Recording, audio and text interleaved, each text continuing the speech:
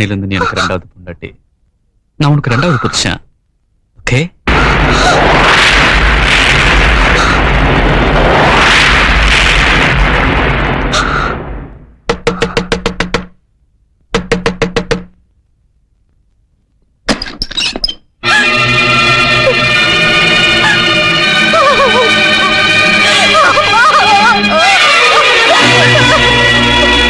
என்னாச்சுமா?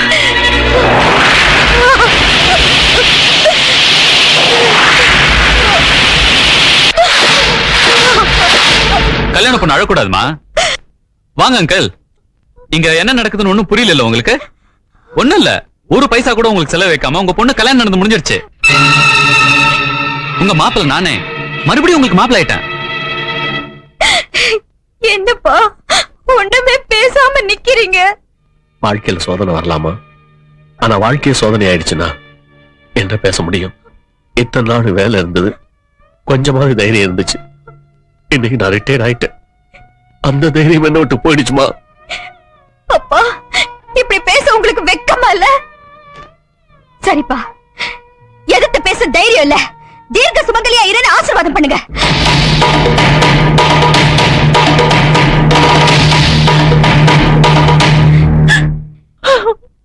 சுமங்கலியா இருந்த அக்காவை விதவையாக்கி விதவையான என்ன சுமங்கலி ஆக்குற உங்க மாப்பிளைய பாராட்டுங்கப்பா. இவளுக்காக எதுக்கு ஒரு மாப்பிளைய பாக்கணும்? அந்த சிரமம் உங்களுக்கு எதுக்கு? உங்க மாப்பிளை கையால இவ கழுத்துல ஒரு தாலி கட்ட சொல்லுங்களேன். இது சின்ன பொண்ணு மாமா, இதுக்காக அப்புறம் வச்சுப்போம். சீதா, ரூமுக்கு போலாமா? என்னது டாவா? தாலி கட்டின புருஷனை டா போட்டு பேசுறியா?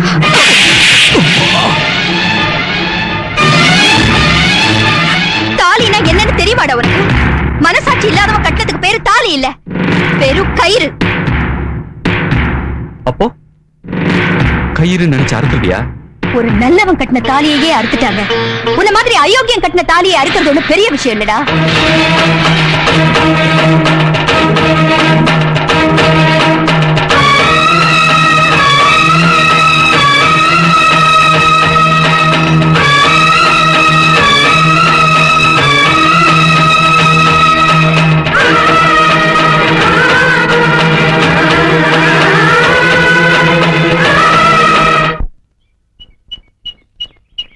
மூணு முடிச்சு போட வேண்டிய கழுத்துல ஏற்கனவே 6 முடிச்சு போட்டாச்சு. இப்ப சொல்லுங்க, இதுக்கு மேலே நீங்க முடிச்சு போட தயாரா? நான் கன்னி ஆனாலும் விதவையானவன். எனக்கு காதலிக்கிறதுக்கு தகுதி இருக்கா? இப்ப சொல்லுங்க, அந்த பூவை எடுத்து என் தலையில வைக்க போறீங்களா இல்ல குப்பை தொட்டில போட போறீங்களா?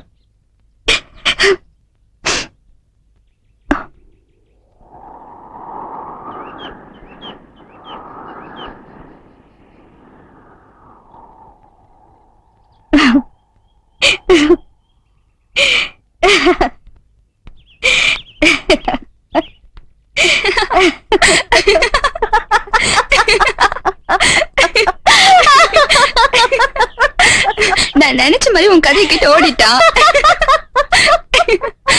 சீதா,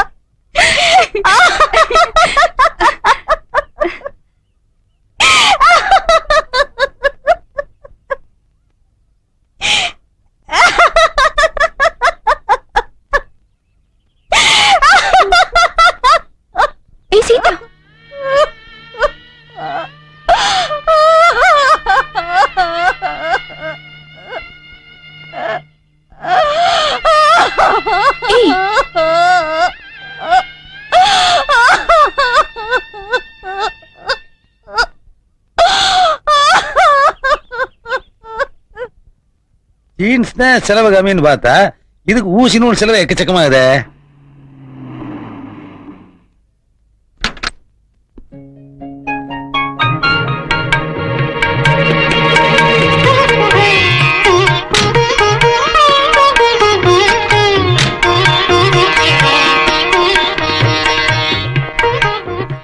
யார் இது கோட்டு சட்டையெல்லாம் போட்டு? யார் சார் நீங்க? உள்ள போய் பேசலாம். மருமகளுக்கு வாழ்க்கை கொடுத்ததுனால ஆபீசருக்கு மெடல் கொடுக்க வந்திருப்பாங்களோ? மெடல்ல தாம்பூலத்தை வச்சா கொடுப்பாங்க.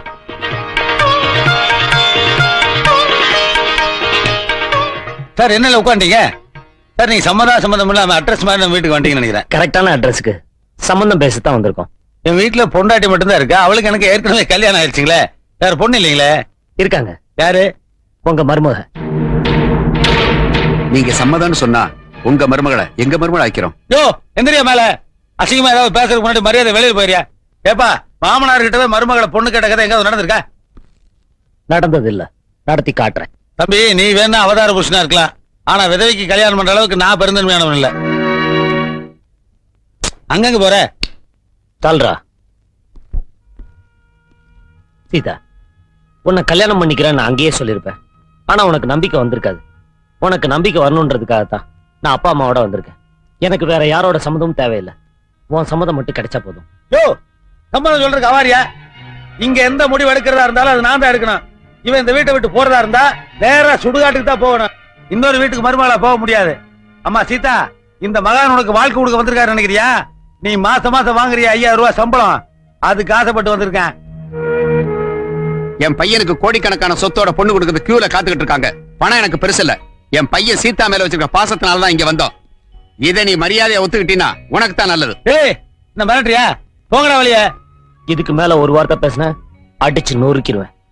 சீதா, ஒரு நல்ல நாளா பார்த்து நம்ம கல்யாண இன்விடேஷனோட வர்றேன். இதுக்கு நடுவுல உனக்கு ஏதாவது பிரச்சனை நான் சொல்லி அனுப்பு. கிழிச்சிருவியா? கொடலை உருகிருவேன். போலாம்பா.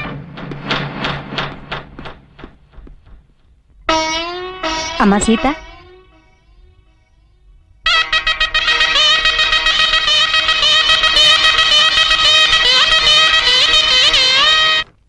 மேடம், உங்களுக்கு ரெஜிஸ்டர் வந்திருக்கு. யார்கிட்ட இருந்து? லாயர் கிட்ட இருந்து. எனக்கு யார் நோட்டீஸ் அனுப்பியிருப்பாங்க? நான் தான் அனுப்பிச்சேன். எதுக்கு? எனது கட்சிக்காரரான சேகருக்கும் சீதான்கிற தங்களுக்கும் ஏற்கனவே திருமணம் நடந்து விட்டது. ஆனால் நீங்கள் அருண் என்ற வாலிபரை திருமணம் செய்து கொள்ள முடிவு செய்திருப்பதாக தெரிகிறது. இந்து விவாக சட்டப்படி கணவன் உயிரோடு இருக்கும் பொழுது விவாகரத்து பெறாமல் இன்னொரு திருமணம் செய்து கொள்வது சட்டப்படி குற்றமாகும். ஆகையால் எனது கட்சிக்காரரான சேகர் அவர்கள் தன்னுடன் வந்து குடும்பம் நடத்துமாறு கேட்டுக்கொள்கிறார். என்ன பயமுறுத்துறியா? நோ மேரியா, சட்டப்படி நடவடிக்கை எடுத்திருக்கேன். என்னோட குடும்பம் நடத்த வரியா இல்ல கோர்ட்ல சந்திப்போமா? கோர்ட்ல சந்திப்போம்.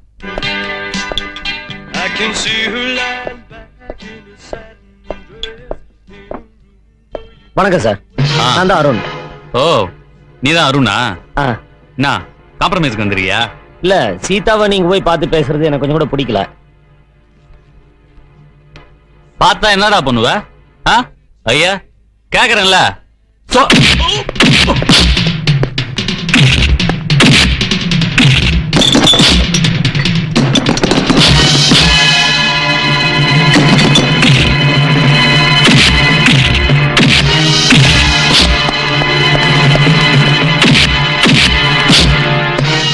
Order order order. எஸ் சொல்லுங்க. பகவத்கீதை, பைபிள், குரான் எதில் வேணாலும் சத்தியம் பண்ணி சொல்றேன். சீதா என் பொண்டாட்டி. நோ, அவர் பொய் சொல்றாரு. அவர் சொல்றது பொய்யா உண்மையானு முடிவு செய்ய வேண்டியது கோர்ட். நீங்க சொல்லுங்க. சீதாவை நான் 2வது கல்யாணம் பண்ணிக்கிட்டேன். எனக்கே 2 பொண்டாட்டின்னு நீங்க கேட்கலாம். பாவப்பட்டுதான் சீதா கழுத்துல நான் தாலி கட்டினேன். முதலிரவு நடக்கிறதுக்குள்ளேயே புருஷன் போய் சேர்ந்துட்டான். புகுந்த வீட்டுல கழுத்து பிடிச்சு தள்ளிட்டாங்க. திறந்த வீட்டுக்கு பாரம் ஆயிட்டா. என் பொண்டாட்டிக்கு குழந்தை இல்ல. எப்படியாவது கல்யாணம் பண்ணிக்கோங்கன்னு கெஞ்சனா கதர்னா. அதனால்தான் அவ கழுத்துல தாலி கட்டினேன். இல்ல யுவர் ஆனர், இவர் சொல்ற எதுவுமே உண்மை இல்ல. சீதா கழுத்துல வழுக்கட்டாயமா தான் இவர் தாலி கட்டினாரு. முதல்ல நீங்க யாருன்னு நான் தெரிஞ்சுக்கலாமா? சீதாவை கல்யாணம் பண்ணிக்க போறவன். என் கட்சிக்காரோட மனைவி உங்க மனைவி ஆக்கிறதுக்காக நீங்க பொய் சொல்றீங்கன்னு நான் சொல்றேன். இல்ல, இவருக்கு ஆதரவா உண்மையை மறைக்கிறீங்க நான் சொல்றேன். யுவர் ஆனர், இந்த வழக்குல சில உண்மைகளை தெரிஞ்சுக்கிறதுக்காக சீதாவோட தந்தை திரு சண்முகத்தை விசாரிக்க அனுமதி கோருகிறேன். Yes proceed.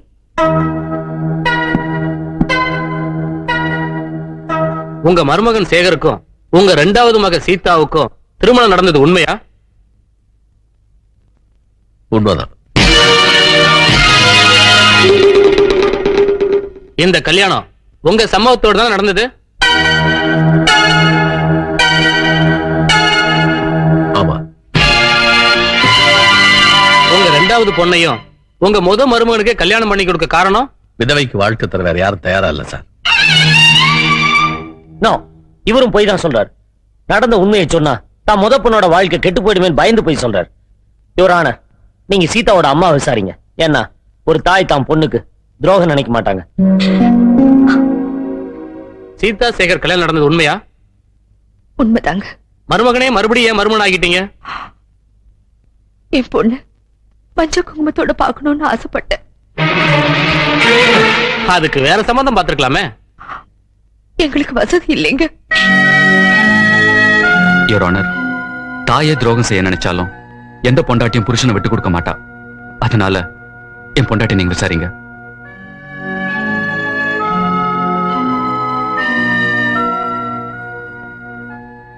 என் புருஷனுக்கும் என் தங்கச்சிக்கும் கல்யாணம் நடந்தது உண்மைதான்.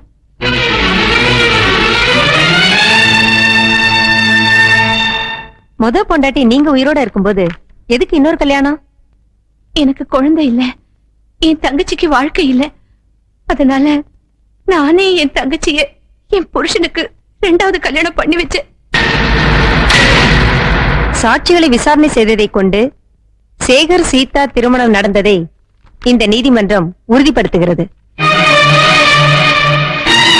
யுவர் ஆனர், இந்த கல்யாணம் நடந்தது உண்மைன்னு வச்சுக்கிட்டாலும் சீதாவுக்கு சேகர் கூட வாழ விருப்பம் இல்ல. விருப்பம் இல்லைன்னா டைவர்ஸ்க்கு அப்ளை பண்ணணும். வேண்டாம். பெரிய மனசோட என் கழுத்துல 2வது தாலி கட்டின என் புருஷனை நான் விவாகரத்து செய்ய விரும்பல. எங்க அம்மா, அக்கா, அப்பா எல்லாரும் சொன்ன மாதிரி சேகர் என் புருஷன்தான். இது வரைக்கும் நடந்ததெல்லாம் மறந்துட்டு இனிமே நடக்க போறத பத்தி யோசிக்கிறது நல்லது. அவர் கூடவே குடும்பம் நடத்துறேன். அவ்வளவுதான் காட்ட முடியும். அதுக்கு மேல காட்ட முடியாது. மத்த கம்பெனிகள் காட்டலாம், ஆனா எங்க கம்பெனி காட்டாது.